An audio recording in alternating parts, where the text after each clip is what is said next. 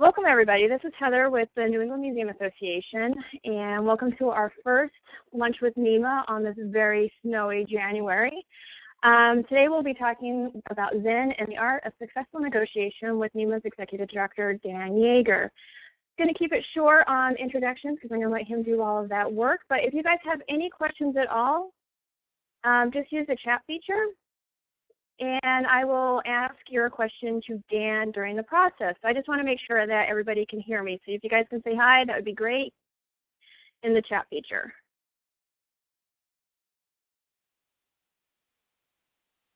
Okay, looks like you guys can hear me. Awesome. Always a good thing.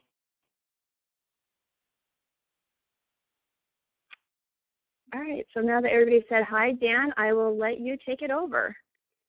All right, terrific. Well, hello, everybody. Hope everybody's doing well. Thanks so much for taking a break from your shoveling and attending lunch with NEMA today. And welcome to Zen and the Art of Successful Negotiations, past November in Cambridge. So if you attended there, welcome back. I appreciate you putting up with me one more time. And if you haven't heard it before, well, welcome to you too. Look forward to hopefully imparting a few tips. So let's start out by taking a quick poll to see how we feel about negotiation. So if you'd answer the poll real quick, 3 questions, very short and sweet. How often do you negotiate a day? Never, 1 to 2 times, 3 to 5 times, and constantly. Second question, with whom do you least like to negotiate? Family member or a friend, car dealer, doctor, or myself? Not me, but you.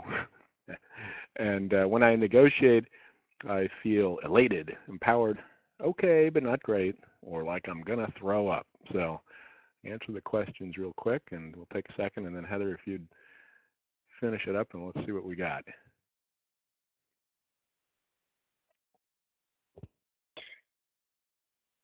Dan, it's not actually letting me control the survey, so you might need to do that.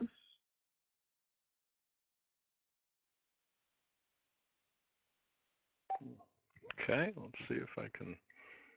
So I need to toggle, I suppose. Or maybe I can do it here. Let's see if I can do it from this window.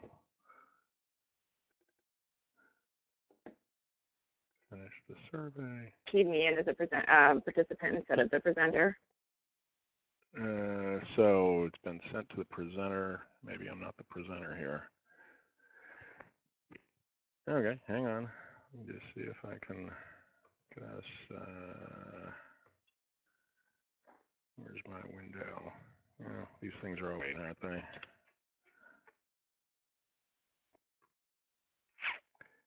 Well, we'll come back to the survey, guys. And how to do it. So we'll come back to the survey. Okay. It would have been very, very interesting anyway to hear. But suffice it to say that, Heather, if you could key us back over to the, there you go.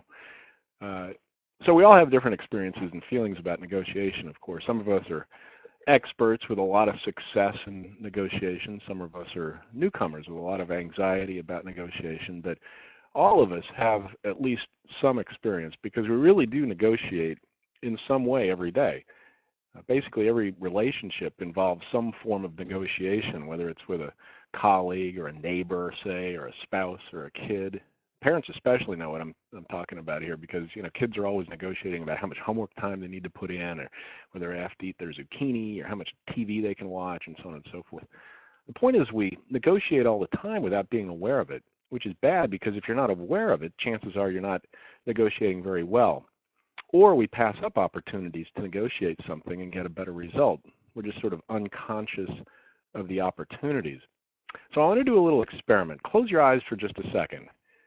Close your eyes. Everybody got them closed? All right. So what images or feelings come to mind when I say negotiation? Well, here's what most people think of today when they think of negotiation. You can open your eyes now. Pawn Stars, I'm sorry to say, is probably where most people today learn how to negotiate. Now, their style of negotiation is typically very old school and hardcore and un-Zen-like. But in their defense, they've really raised awareness of the fine art of negotiating, and truth be told, they've made it very entertaining, too. The common perception is that negotiation is haggling. It's unseemly and selfish, unpleasant, manipulative, maybe even a little unethical. It pits adversaries against each other. There's a winner and there's a loser. No wonder so many people get all sweaty and nervous when they go to the car dealership. But negotiation doesn't have to be like that.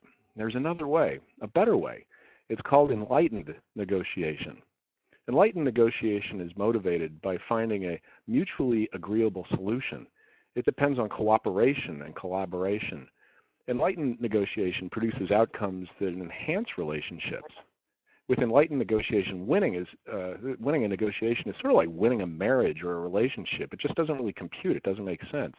Negotiation here assumes difference, but not necessarily different interests. It assumes a common interest of achieving an agreement, right?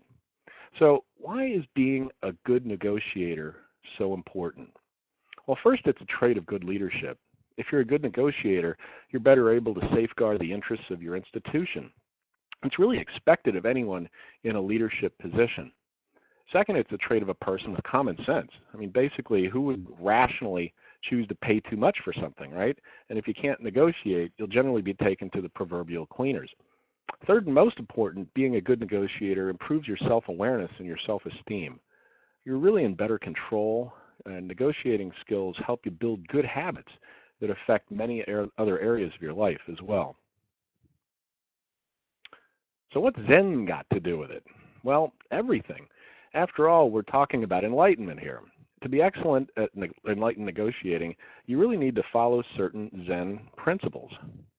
So Zen self-awareness is required. One of the key aspects of Zen and good negotiation is self-awareness, so you have to follow that. Second, understanding the difference between perception and reality. When you're negotiating, you need to have a firm grasp on things as they are, and not as you would wish them to be. Understanding the difference between what you want and what you need is very important. As the Rolling Stones once said, you can't always get what you want, but if you try sometime, you just might find you get what you need, right?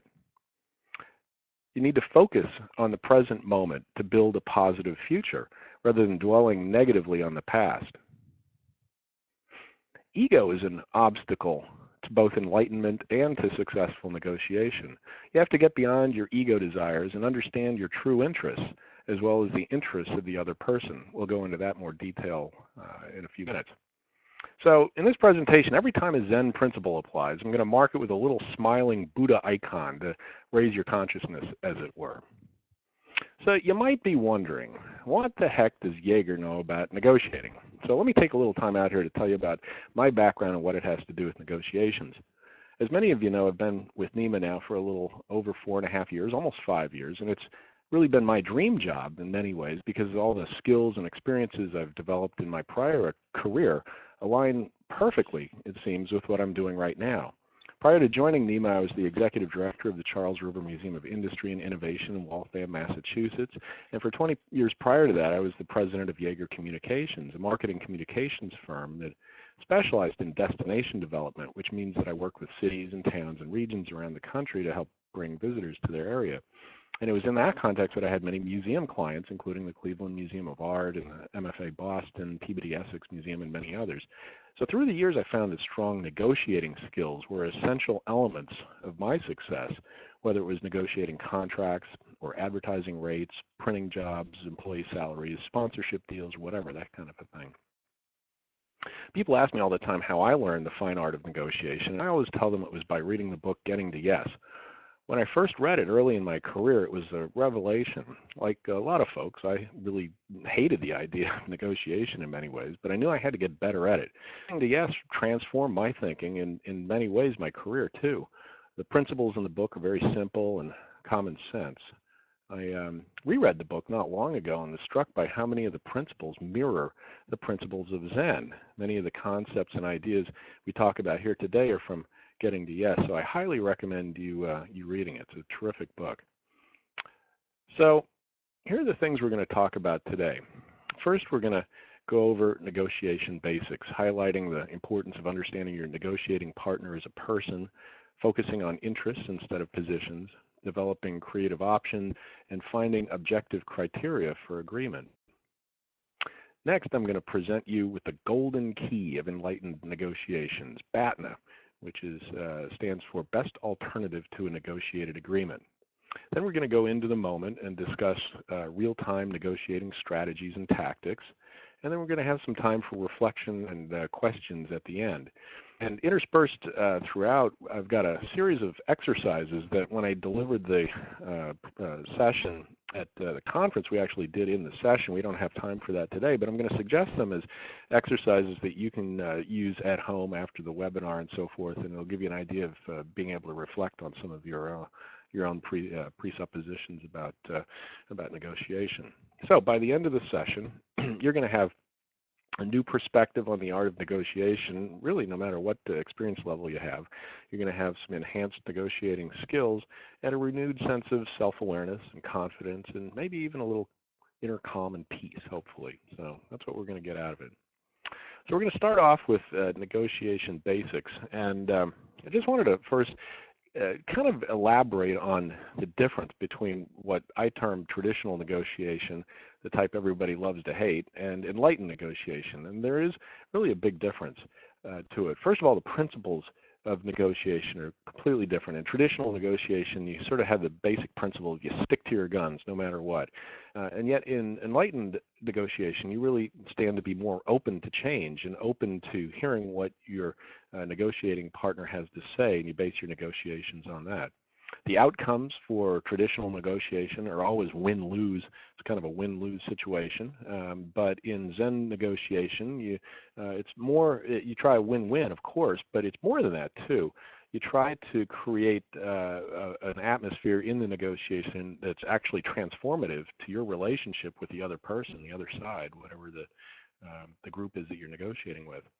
Your strategies are different too. In traditional negotiation, your strategies are usually to outsmart and outmaneuver your opponent, whereas in enlightened negotiation, you try to keep a big picture view. You're very much aware of the situation and yourself and your opponent. So you're not trying to outsmart anybody. You're trying to keep an eye on the big picture here.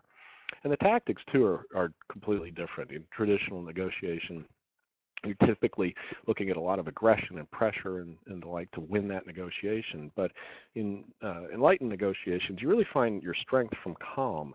You try to engage in emotional jujitsu when things get tough as opposed to coming up with aggression and pressure. So it's a lot different, and the outcomes are a lot different as well.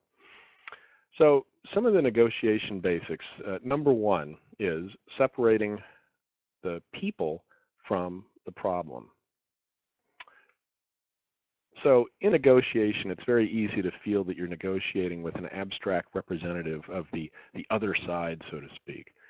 The other side, they can appear as an adversary or as part of a problem that you have, actually. They are the problem you have to win over. But it's important to recognize when negotiating with a person or a team of people, they all have human emotions and responses. They have cultural conditioning and beliefs and prejudices, just like you do.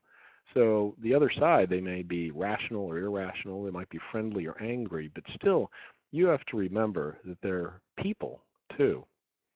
So successful negotiation depends on your ability to view this person as a person and read their emotions and understand their perspectives. So perception is very important. First, you have to understand the other side's thinking is not just a strategy to help solve a problem.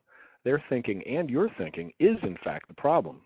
In a negotiation, the differences are defined by the difference in your thinking and theirs, and what you need to do is kind of figure out how to come together and bring your thinking together. So the perception is a big thing to get on top of. So conflict in a negotiation doesn't have an objective reality. It's in people's heads. There's no objective truth, but just the truth as you perceive it. Say you're in an airport hangar and a stranger finds a $10 bill under your seat. You know, you're sitting there, you're reading a magazine, and all of a sudden a stranger walks up and picks up a $10 bill under your seat. Now you reach into your pocket and you discover that you're missing the $10 that you got in change when you bought that magazine you're reading. So the stranger says, finders keepers, you know, I found it and it's mine, and you believe that the $10 is yours. Now you both agree that the $10 is on the ground, but the truth lies in your perception of that reality. So how you see the world literally sometimes depends on where you sit. Very important to remember that. Your ability to see things through another set of eyes is one of the keys to successful negotiation. You need to have empathy and emotional intelligence, understanding as much as you can about why they act and react in a certain way and how they might do so in the future. They always think they're right, and you need to figure out why they think they're right. And if you can focus on that, you're doing very, very well. So, negotiation 2. You need to focus on interests and not positions. So most people negotiate based on a position. All right, position might be, I won't take less than $500 for what it is that you're trying to sell. Or I'm not going to eat that. Real men don't eat quiche. It's my position. I'm a real man. I don't eat quiche. No, that's a position. But positional negotiating is always based on an identification with the ego.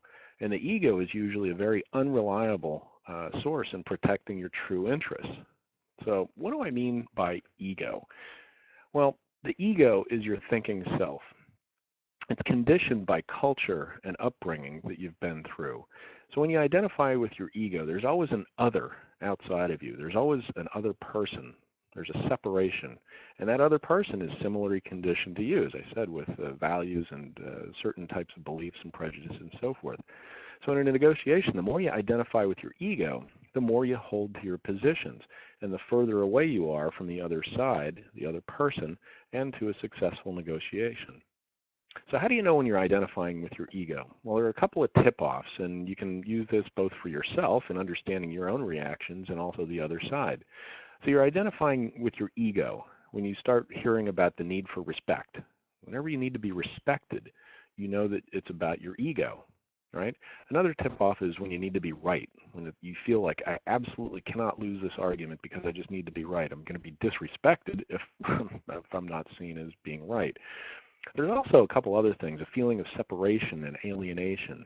You're acting from your ego when you feel this separation from things. There's also the fear of losing something, whether it's a material object of some kind or social status or a relationship. So keep those in mind, the need for respect, the need to be right, separation and alienation, and fear of losing something. If you're hearing your negotiating partner talking in those terms, you know they're identifying from their ego, and that means that they're usually going to be identifying their positions as opposed to their interests. So positional bargaining tends to result more in argument and not in terms of a successful negotiation. Interests, on the other hand, lie beneath your positions. Your position is something you've decided upon either consciously or unconsciously, but your interest is what caused you to decide that way. So if your position is, I won't take less than dollars for the thing I'm selling, your interest might be, well, you know what, I'm getting married. So I'd be happy to take your like-new wedding dress instead of cash.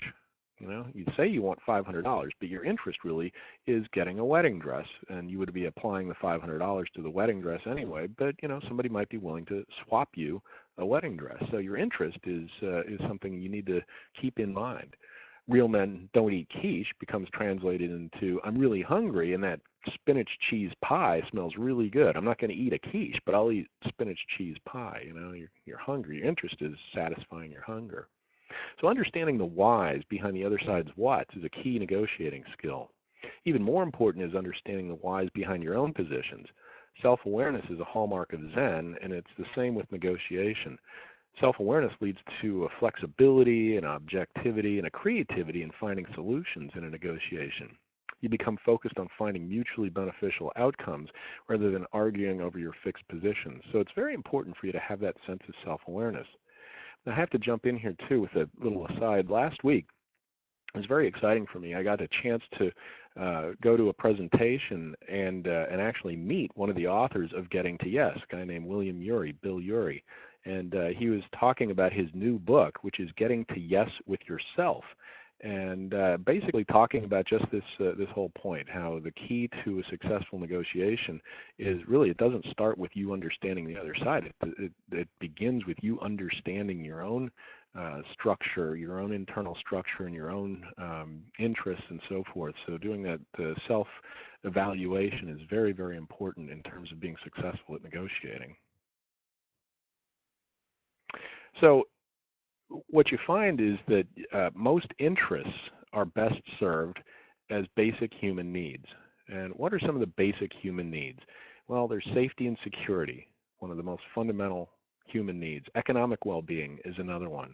A sense of belonging, recognition, control. These are all basic human needs that people have. So when you start thinking in terms of how you're going to appeal to people's interests as opposed to positions, begin thinking about those basic human needs, because somewhere in the background, those are going to all be lurking behind somebody's position. These are the things that ultimately you're going to want to fulfill in any kind of negotiation. So that's one of the key points to look at. So here's one of these exercises that I talked about, and as I said in the session at conference, we actually spent a few minutes going through this, but it's something that I'd like you to do later after the webinar is over to gain a little self-awareness about the positions you often hold and the interest behind them. Now, as I said, many of us hold positions unconsciously based on certain beliefs or aspects of our lives that seem to us to be unshakable. But when you take a hard look at them, you see that there's always an underlying interest that's more important to you, especially in a negotiation. So offline, what I want you to do is kind of look at these questions and think about it. How do you translate your positions into what your interests are? So one thing that you can do is you can say, well, I am a X. So, you identify yourself as something. It might be I'm a Boy Scout, or I'm a parent, or I am a curator, or a museum director, or whatever the heck it might be. But whenever you label yourself as something, you often take a position based on that labeling. But your interest is to question, well, why does that label matter to me? What is it underneath that that really makes a difference and matters to me? And you might also look at it with your belief system. I believe that such and such is the case, but your interest is translated into asking yourself why I believe that. So, you find that makes a difference in terms of, how you actually translate your position into your interest.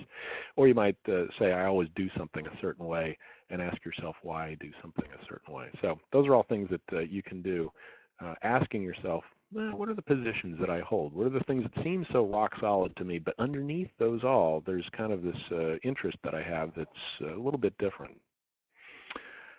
So I'm going to move on to, I can move the screen here, negotiation basics number 3, which is inventing options for mutual gain. So positional bargaining tends to limit options.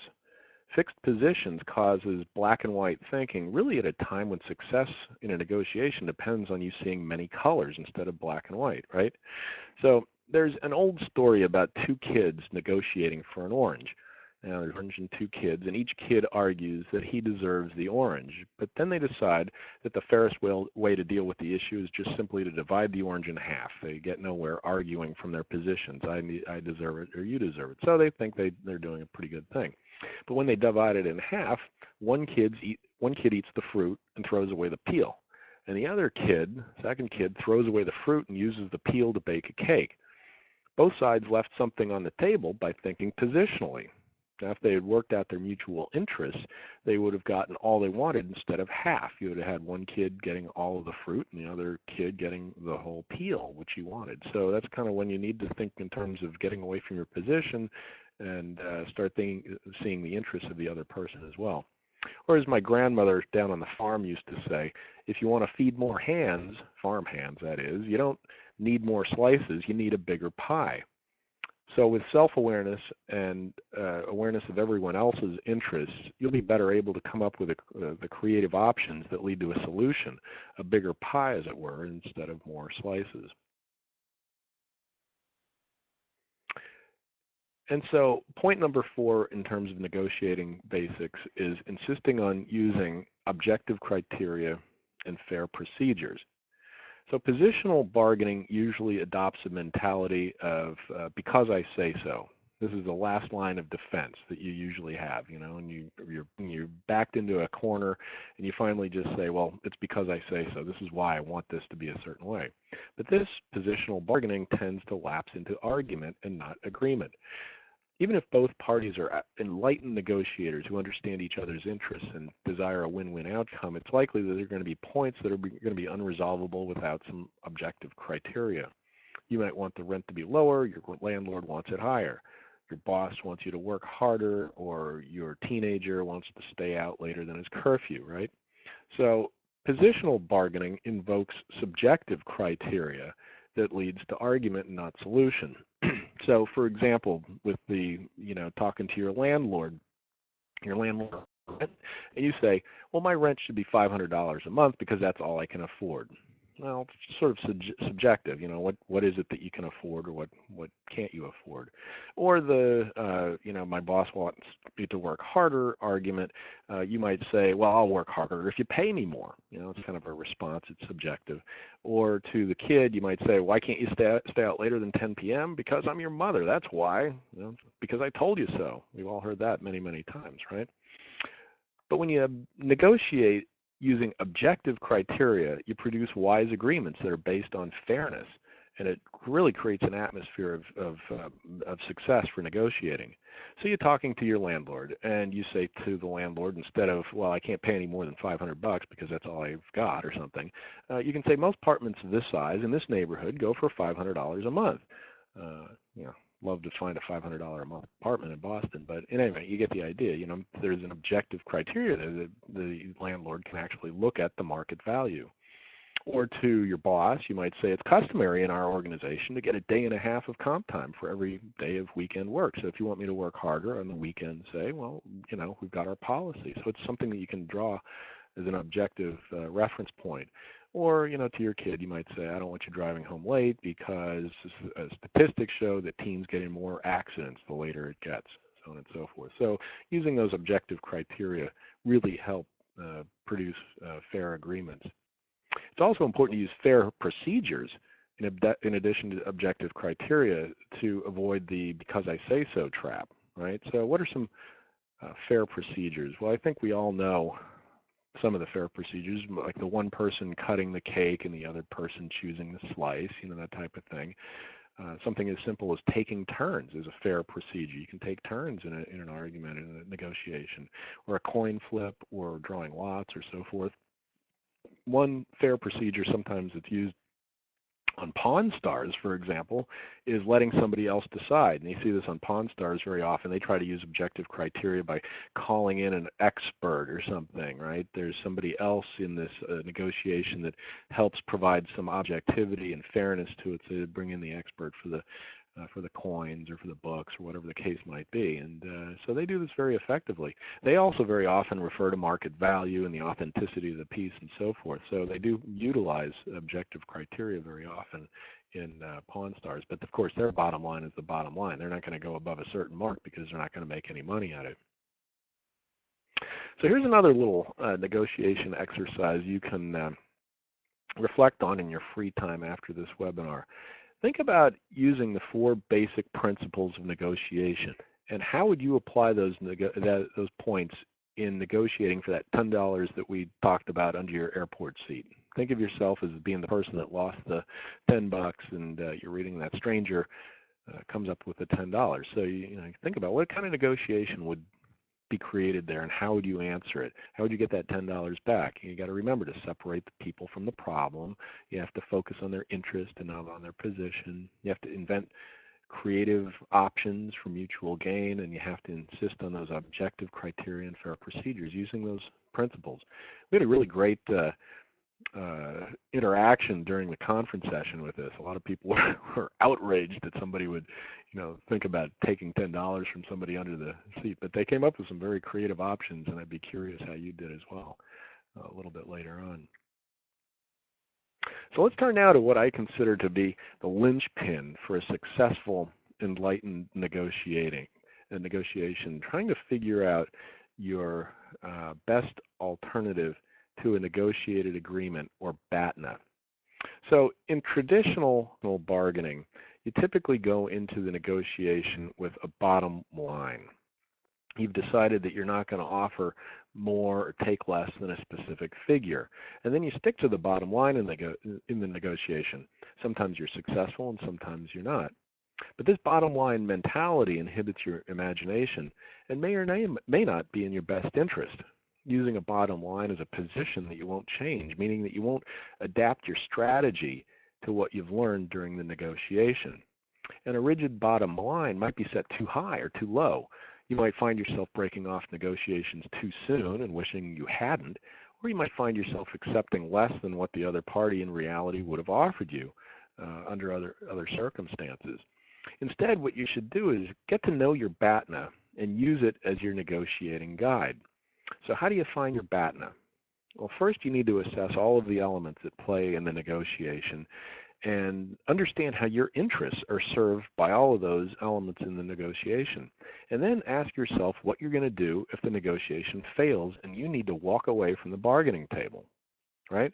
So whereas your positional bottom line for selling, let's say, a van load of fresh strawberries, you're a farmer, you have a van load of fresh strawberries, your position might be, I want to get $500 out of this. But your BATNA takes into account that your interest is really served by making a deal before the strawberries rot, right? So your BATNA today might be $500, that's what I want, but your BATNA tomorrow might be considerably less because each day that goes by, those strawberries are starting to get a little more ripe and ripe and ripe, and they're worth less. So when you really envision walking away from the table, you're forced into some very stark realities that can influence your thinking. Do you really want to go to court, or do you really want to have a labor strike or a contested divorce or go to war, that type of thing? Your BATNA really keeps you from going over the edge irrationally. So it's very important. So what are the steps to finding your BATNA? Well, the first thing you want to do is invent a list of actions that you would take if you don't achieve an agreement. Imagine walking away and, what's going to happen. So if your boss declines your request for a raise, say, by the end of the month, do you quit immediately? Do you give 2 weeks notice? Do you find a new job before you do anything? So invent a list of all the things that you might do if you don't achieve any sort of agreement with your boss when you ask for a raise. The second thing to do then is to improve the most promising actions on that list into practical alternatives. So if finding a job by the end of the month is practical to you, then get started on the search right away. If you think you might be able to get a job, that's going to determine that negotiation. Or if quitting immediately isn't financially feasible, maybe with 2 weeks notice, you'll be able to get your great Aunt Tilly or somebody to lend you some money for a while to tide you over until you actually find a job. And the third thing is then, of these practical alternatives, they're literally practical, you choose the best one to find your BATNA. That's your BATNA, the very best one that you can do. That's your BATNA. The BATNA is really a quintessential Zen concept in the sense that it requires self-awareness and consciousness of the cold reality of the present. You need to take into account what is and not what you wish things might be. And the greater your BATNA, the greater your bargaining power. The more you're aware of the balance of your interests and what's going to happen if you cease negotiating, the greater your ability to argue for your interests and the greater the chances of finding a negotiated solution to something. If you have another job offer in hand, for example, you can negotiate with your boss far differently than if you don't. So it's a big difference. This idea of the BATNA really came into play for me a few years ago when I sold my house. Somewhat rashly, I guess, in retrospect. I'd bought a house in the same town where I'd been living for 12 years because it was in a better location with a nice view. But now I was looking at the terrible prospect of supporting 2 mortgages if I didn't sell my other house. I mean, I recognize my NEMA salary doesn't go that far. But luckily, I found a buyer right away. And during the course of the negotiations, however, she was relentless in chiseling away at our asking price. Many times I was tempted to walk away and see if I could find another buyer, but I kept referring to my BATNA, and I checked my ego at the door and kept the negotiations alive. And here's my thinking. First of all, it was a buyer's market at the time, and we were heading into winter, the worst home sales season possible, right? So that was one thing that I thought about, and I wrote these down on a list on a piece of paper and kind of had them laid out as I was thinking this through. Second thing I thought about is I had a deadline looming, that big deadline of closing on the house I had just bought, which meant that I would have to face 2 mortgages. My backup plan was to rent out the new house until I sold the old one, but what a pain that would be. So, I really wanted, that was the worst possible thing if I walked away. I also recognized that the house that I was selling was a very complicated property. It was located on the side of a steep hill, and it really wasn't for everybody. And one other thing was there was no assurance that I'd get a better offer from someone else at this time. This was a historic house, and the buyer was a history buff with a very strong desire to live in a historic house. So that was, boy, we had an active buyer there. So it was worth it to me not to walk away from the negotiation. So the bottom line here is, even though I had to reduce my asking price considerably, I was very successful finally in the end in selling the house and avoiding my worst nightmares. And that BATNA is what ended up saving me, because I kind of knew in the back of my mind, the worst thing would be to just drop it all together. My best alternative was to lower the bottom line, or lower my asking price until we came up with a deal. So here's the last exercise you can do offline after the webinar. So pretend you've just asked your boss for a $10,000 raise, right? And you expect to negotiate with her in another month or so. And what you should be thinking about is use the 3 steps that I just mentioned to determine your BATNA prior to those negotiations. So what would you do if you're negotiating and the boss said, no way, I'm not negotiating at all, not going to give you a raise? What are you going to do? You could walk away right away, or you could do, whatever it is. So you invent that list of actions that's feasible for you. You improve the most promising ones of that list, that big laundry list, and develop those into practical alternatives. Get going on a job search, or you could do, whatever, and choose the best one of those as your BATNA. And think about that a little bit. What would you do in terms of moving forward on your job search? So that's after the webinar, some thoughts. So now on to negotiating strategies and tactics. Pretend for the moment you're at the bargaining table. As an enlightened negotiator, what do? Now, perhaps you'll be lucky and you're going to be sitting other enlightened negotiator, right? So you're both kind of on the same page. It's very friendly. Both of you have done your homework, very definitely. You've assessed your own interests. You've developed your BATNA. You've also assessed the other side's interests and potential BATNA. You try to figure out what is it that's making them tick. So spend time with yourself, and also spend time thinking about the other person, doing the homework, and what their interests are. Who makes the first offer in an enlightened negotiation? Well, according to Pawn Stars, he who makes the first offer loses typically, right? That's kind of the Pawn Star mentality. That's the old school mentality. You want somebody else to make the offer first. But in enlightened negotiation, it really doesn't matter who makes the first offer, because typically you and the other side are going to be motivated by a fair and efficient agreement. You're going to be close to agreement from the very beginning, and you're going to be thinking about the other person as much as you're thinking about yourself, so that whoever makes the first offer, it's just not going to make that much of a difference. And whatever differences you do have are going to be ironed out very quickly as you seek an agreement that's mutually beneficial. And this is where you're going to focus on those negotiation basics that we talked about. You're going to be focused on the person and not the problem. You're going to consider your own interests and not your position. You're going to invent options for mutual gain, be very creative about it, and you're going to use those fair procedures to iron out sticking points. But here's the thing. What if the other side is not an enlightened negotiator? What if they insist on arguing from their position, or acting capricious, arbitrary, mean, nasty, bullying, whatever? Can your Zen provide an answer to that? Well, absolutely. At least I say so. What you need to do is you need to engage in some negotiating jujitsu. So first, if they hold to a position, you need to resist counterattacking. You need to go to the balcony and transcend their ego and your ego. Otherwise, you wind up in basically a vicious cycle of emotion and attack and defense, which isn't going to lead to any agreement. It's just going to lead to more argument. Second, don't push back, but don't retreat either. Hold your ground with a certain calm and confidence, keeping your interest in mind at all times. Look behind their position and don't attack it. Get an understanding of their theory and their principles and their interests and so forth, and treat their position, if they're holding to that position, treat it as one option among very many. Get them to agree to explore options that might be just as valid, including your own interest. Don't defend your ideas. Invite criticism and advice instead. Ask them, what would you do if you were in my position? Try to lead them into some empathy with your situation and with you and your interests. Make sure you stay rooted in the present, always trying to look forward and not back. If the other side carries a grudge against you or your ideas, he or she will likely be wanting to air old grievances and perceived injuries and so forth. You're kind of looking back into ancient history and regurgitating that. And that impacts your success as a negotiator. You got to resist the urge to revisit those and keep instead the conversation focused on what you can do now to bring about a positive future. Take personal attacks personally.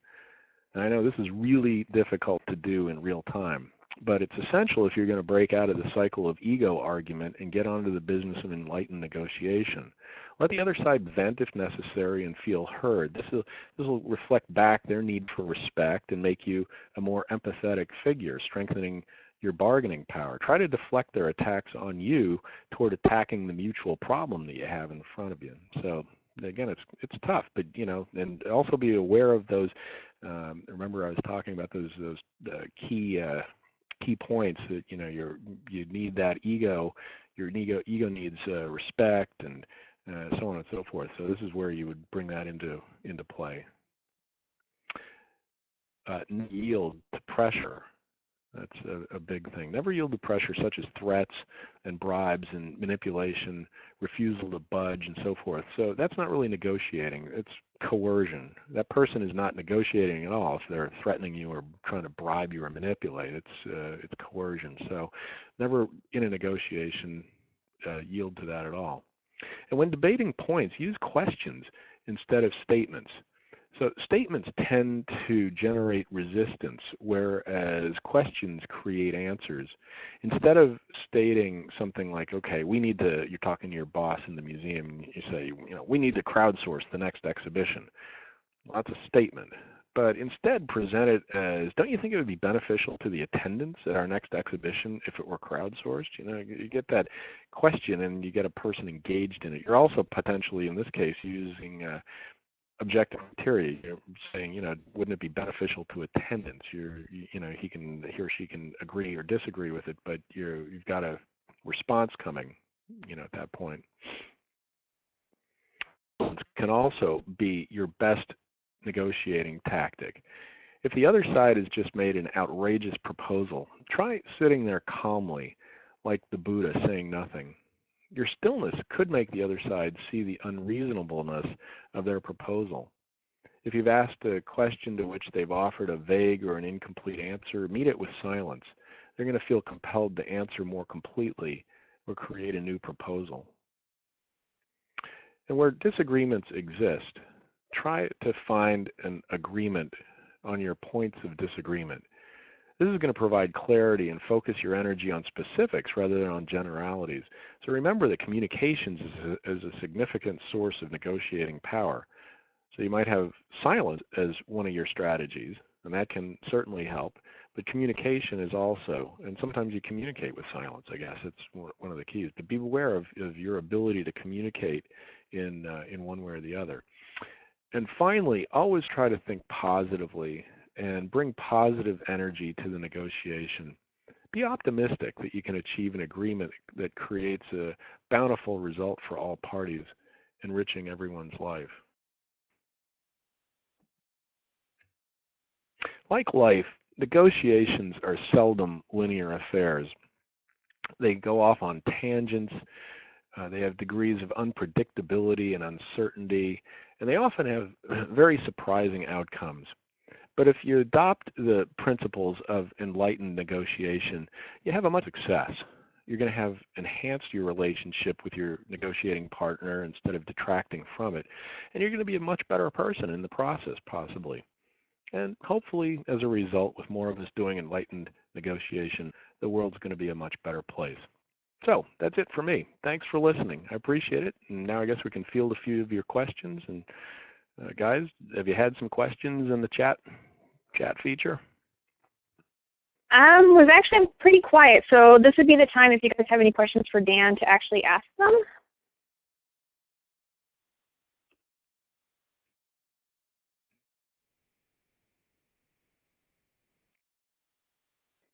Now we're lighting up.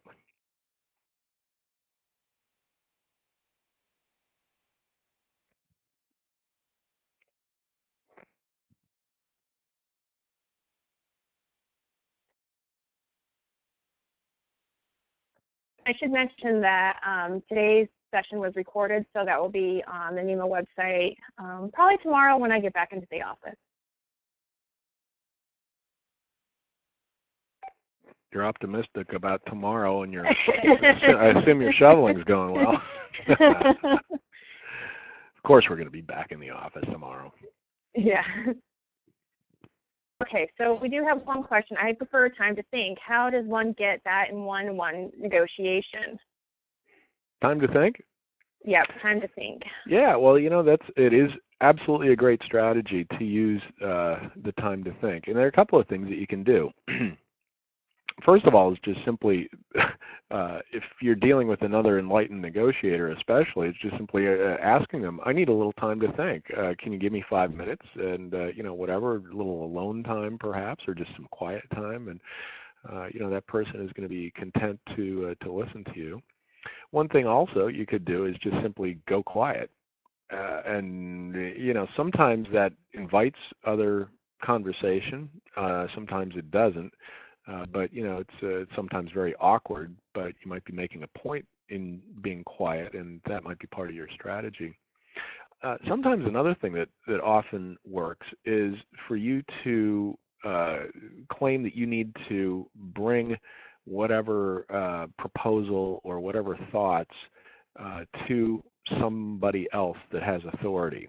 And this is kind of interesting because very often in the negotiation, you see folks that are negotiating on behalf of somebody. It's very rare that you're going to have the absolute decision maker in a final negotiation, because usually you have to have a negotiation ratified by somebody, and that offers you the opportunity to go back either into caucus with whoever the negotiating group is, or into caucus with the decision maker, and that gives you an out. It gives you a way to get out of the relation, that is, out of the negotiating in the moment, and go and consider whatever proposal it is. So whether, for example, I was on the school committee here in my town for a number of years, and we negotiated contracts with the teachers union, and both parties, we had times at break to, we had a proposal on the table, and the union would go to their team and, talk about what the proposal is, and we would go to our team and talk about the proposal, and it gave you an opportunity to get out of the room.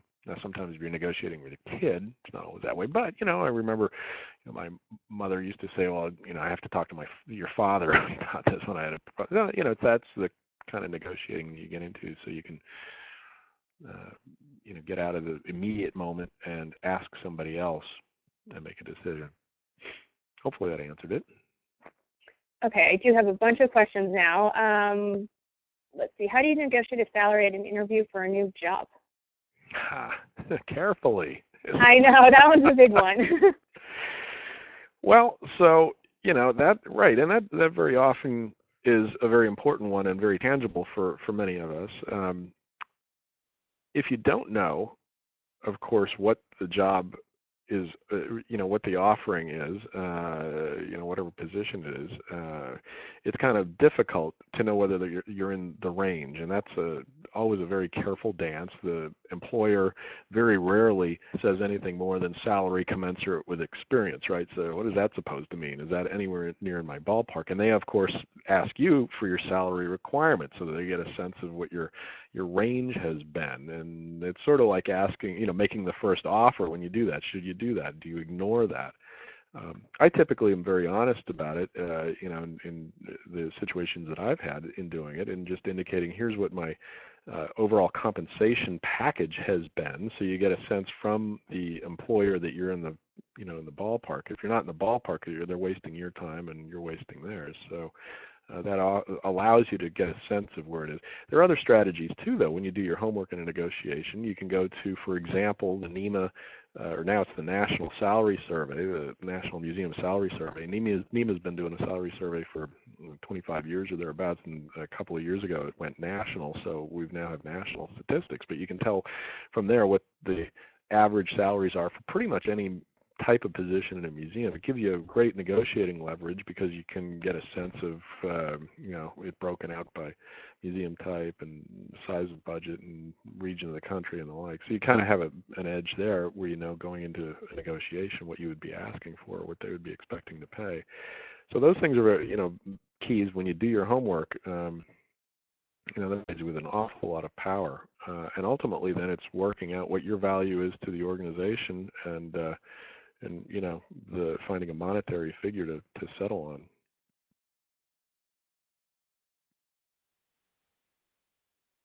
Okay, and another question is, what do you recommend when you feel backed into a corner? Well, that's a tough one. That's really a tough one. I think that, as I said, doing the jiu-jitsu thing is a practice. It's something that you need to work on. I think typically you've got to go to the balcony, and that's a phrase that is used sometimes in this book, Getting to Yes, and in these strategies of literally getting yourself mentally out of the situation where you're feeling as though you're emotionally involved in this negotiation. The more emotion that happens in a negotiation, the more it's becoming an argument as opposed to a negotiation. So going to the balcony is literally getting yourself in a mental place and an emotional place that's above the situation. You sort of see yourself as an observer, and you are able to navigate the emotions a little bit more. So when that person, your opponent in this case, it's a person that's pushing you, and you're pushed into a corner like that, you've got to rise above it, and that's where you start trying to get the other person to see your perspective. You try to get them to empathize with you a little bit. You try to get that, you ask them, what would you do if you were in my position? I can't possibly agree to what you're asking me to do. What would you do if you were in my position? And get them to see the other side. Those are the strategies that you should be using. Ultimately, though, you got to decide whether it's an argument or a negotiation. And you walking away from that, if it's if they're coercing you, or if they're threatening you, those kinds of things, well, it's no longer a negotiation. It's something completely different. But with practice, you find that those strategies really work, and those are the sort of the zenness of it. This going to the balcony is really one of those key Zen strategies that I've found have worked very well for me. And to follow up on that one, this one actually kind of goes along with the last question. If the other person is a brick wall, when do you alter your Zen tactic if there is no one beyond above that person? Yeah. Well, you can argue that everybody's got a point at which there's going to be a way to them, but not necessarily with what it is that you have to offer. And this is, I think, where finding the creative solutions is just so important. And you as a Zen negotiator, as an enlightened negotiator, have to get beyond your own positions and start thinking about your interests and the other person. So they might be a brick wall based on their belief system. For example, there's no way that I would do this because my upbringing tells me that I shouldn't do that. That's maybe one of the toughest ones. People that argue from a principle like that, they're not going to budge in their negotiating because a principle stands in the way. But everything you find, even principles, are those things that it's not that they're arguing that they're going to, or not that you would argue to them to abridge their principles, but you would look at them and just say, okay, what is the person's interest in this? And even though they're principled, they've got an interest in finding some kind of an agreement. And if you start working beyond their positions and start realizing, again, those fundamental human needs, this person might be very principled, but they're starving to death. And so, you try to feed them, literally provide them with some kind of sustenance as opposed to what it is that they're doing. Or they need some kind of, recognition or what have you. Well, that might substitute. Finding those creative solutions, though, is a product of you getting out of your principles and positions and starting, to think in terms of their shoes. And it works. Sometimes it doesn't, though. Ultimately they're just. But again, if somebody's just not going to budge, well, then it's no longer a negotiation, and you don't even need to worry about BATNAs or anything else. You're not negotiating at that point. It's just simply somebody that won't give you what they want, and so walk away and try to find another situation that you're going to get what you want. That's more fruitful for you. do we have any other final questions while I do a little bit of a wrap up here? We did have a question on what were some of the enlightened resolutions to the $10 underneath the seat? Some people were like, "Wow, who would be so crazy as to, just be, so venal as to grab $10 like that? That was clearly somebody else's." A lot of solutions, though, had to do with, we've got a common interest here to possibly, let's split the difference. Let's go and have a coffee together. Let's go. We don't know each other. Let's get to know each other a little bit better. Let's have coffee and laugh at it. And sure, we got we each have an hour to wait. That type of thing. And the $10 is sort of symbolic of something that could potentially be a fulcrum. And if you had somebody that was that hard up for the $10, and you got to ask yourself, am I really that hard up for the $10? Does it matter? But a lot of those things, right? Folks really got into it and said, let's get together, let's get to know each other a little bit, let's laugh at this a little bit. What do you know? And you find something that we both like coffee. Let's share a coffee.